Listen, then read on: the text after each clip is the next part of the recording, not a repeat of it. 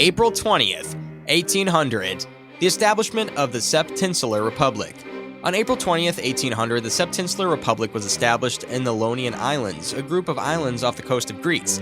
The republic was founded by a group of Greek revolutionaries who had been fighting for the independence from the Ottoman Empire. The Septinsular Republic was a short-lived republic, but it was an important milestone in the Greek struggle for independence. The republic's establishment showed that the Greek people were capable of governing themselves, and it inspired other Greeks to continue fighting for their freedom. The Septinsular Republic was formed after a series of uprisings in the Ionian Islands against Ottoman rule. The uprisings were successful in driving the Ottomans out of the islands, and the revolutionaries established a provisional government. The provisional government was quickly recognized by France and Russia, and it was given the name of the Septinsular Republic.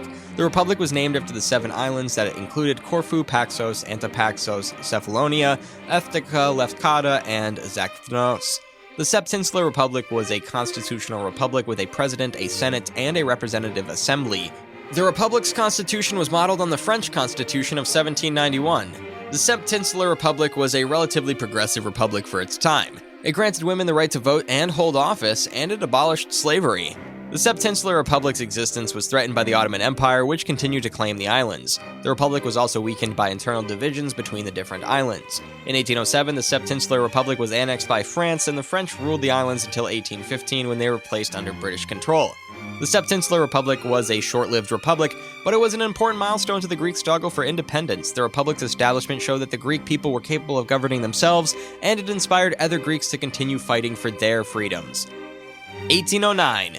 The Battle of Abensberg, a decisive victory for Napoleon. On April 20th, 1809, the Battle of Abensberg took place in Bavaria, marking a decisive victory for Napoleon's First French Empire over 2 Austrian army corps.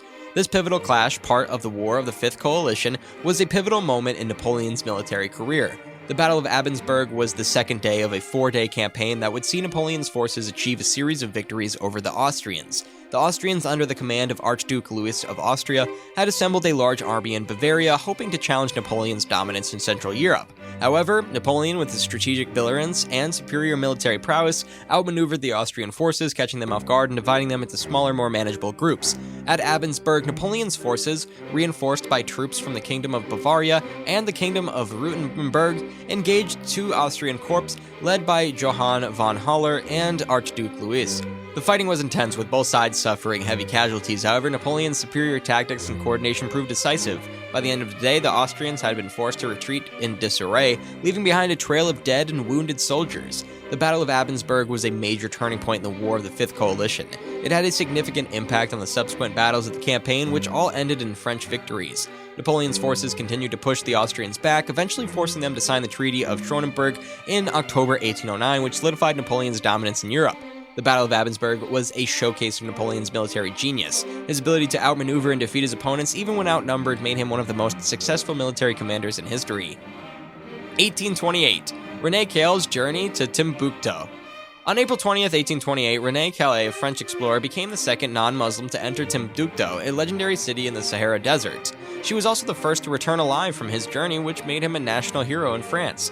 His journey to Timbuktu is a dangerous and difficult one. He traveled for over 2 years, disguised as a Muslim merchant through hostile territory. He faced many challenges along the way, including bandits, disease, and the threat of death. He finally reached Timbuktu on April 20th, 1828. He stayed at the city for several weeks, gathering information about its people, culture, and history, and he also made a detailed map of the city. His journey to Timbuktu was a major achievement. It helped him dispel the myths and legend that surrounded the city for centuries. His account of his journey was published in 1830 and it became a bestseller. His journey to Timbuktu had a significant impact on the world. It helped to increase European knowledge of Africa and its people, and it also inspired other explorers to travel to Africa and explore its uncharted territory. 1861. Thaddeus S.C. Lowe's record-breaking balloon journey. On April 20th, 1861, Thaddeus S.C. Lowe was a pioneering aeronaut, embarked on a historic balloon journey that would not only showcase the potential of balloons for military use, but also set a remarkable record for distance traveled. Lowe's daring flight covered an astonishing 900 miles, taking him from Cincinnati to South Carolina, marking a significant milestone in the early days of aerial exploration. Thaddeus Lowe was not merely an adventurous balloonist, he was a scientist and inventor with a keen interest in demonstrating the practical applications of balloons, particularly in the context of the Civil War that had recently erupted in the United States. Lowe recognized the strategic advantage that aerial reconnaissance could offer in military operations, providing commanders with a bird's-eye view of the battlefields. To To prove the effectiveness of balloons for reconnaissance, Low organized a daring journey that would take him deep into Confederate territory. On April 20th, 1861, he ascended from Cincinnati in his balloon, the Enterprise, and began a journey that would cover a distance unparalleled in balloon travel at that time. Over the course of several hours, Low navigated through the skies, overcoming challenges such as changing winds and unpredictable weather. His successful voyage demonstrated the feasibility of long-distance balloon travel and the potential for strategic military reconnaissance. As Low descended in South Carolina, he attracted both acclaim and attention for his aeronautical achievement. 1876. Catalyst for change in the Russo-Turkish War. On April 20th, 1876, a pivotal event unfolded in Bulgarian history with the commencement of the April Uprising against Ottoman rule. This uprising, marked by fervent nationalist aspirations, not only sent shockwaves through European opinion, but also played a crucial role in shaping the trajectory of the Russo-Turkish War and the quest for Bulgarian independence.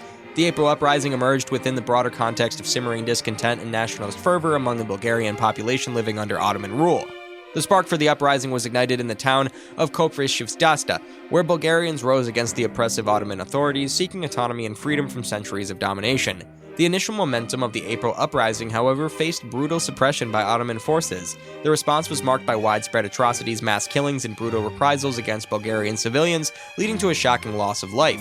The ruthless suppression of the uprising sent shockwaves across Europe, eliciting international condemnation and prompting calls for intervention. The events of the April Uprising had profound diplomatic repercussions, particularly in the ongoing Russo-Turkish War. European powers, appalled by the Ottoman brutality, began to reconsider their stance. The idea of Bulgarian independence gained traction as a condition for ending the war. The atrocities committed during the suppression of the uprising fueled public outrage and galvanized support for the Bulgarian cause. 1889. Adolf Hitler, the rise of the Führer. On April 20th, 1889, in Brunau in Austria, a figure emerged who would shape the course of history in the 20th century, Adolf Hitler. Born to Alois Hitler and Clara Pfalz, Hitler would go on to become the leader of Nazi Germany and one of the most notorious figures in world history.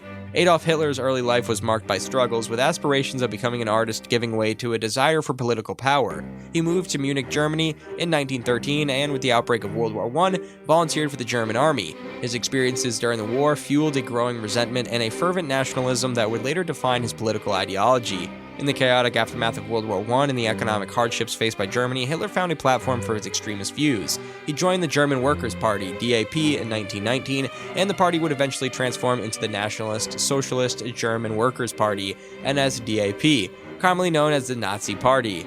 Hitler's charismatic oratorial skills and ability to tap into the frustrations of the German populace propelled him to prominence. By 1933, Hitler had risen to the position of the Chancellor of Germany, and a year later he consolidated power, declaring himself Führer and leader and chancellor, effectively establishing a dictatorship. The subsequent years witnessed the implementation of oppressive policies, including the persecution of Jews and other minority groups, leading to the horrors of the Holocaust. Hitler's aggressive expansionist policies led to the outbreak of World War II in 1939. The war saw widespread devastation and atrocities, with Hitler orchestrating the genocide of 6 million Jews and millions of others in concentration and extermination camps. The downfall of Hitler and the Nazi regime came in 1945, as Allied forces closed in on Germany. Facing imminent defeat, Hitler took his own life on April 30th, 1945, in his bunker in Berlin. 1898. The Spanish-American War ignites. On April 20th, 1898, U.S. President William McKinley took a momentous step that would propel the United States into a conflict with far-reaching consequences. On this day, McKinley signed a joint resolution to Congress, officially declaring war against Spain and inaugurating the Spanish-American War. The backdrop to this declaration was a complex web of events, with tensions escalating between the United States and Spain over issues such as the Cuban War of Independence and the explosion of the USS Maine in the Favada Harbor. Public sentiments in the U.S. had been stirred by reports of Spanish brutality in Cuba, and the rallying cry, "Remember the Maine, to hell with Spain," resonated across the nation. President McKinley, navigating a delicate political landscape, ultimately succumbed to the pressures of a public clamoring for intervention.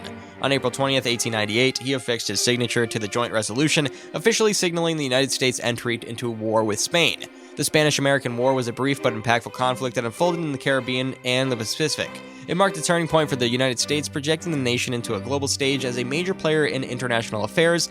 The war saw significant naval engagements, including the Battle of Manila Bay and the Battle of Santiago de Cuba, and was characterized by swift American victory. The Treaty of Paris, signed later in 1898, concluded the war and resulted in Spain ceding its territories of Puerto Rico, Guam, and the Philippines to the United States. Cuba gained independence, albeit with certain stipulations favoring US influences.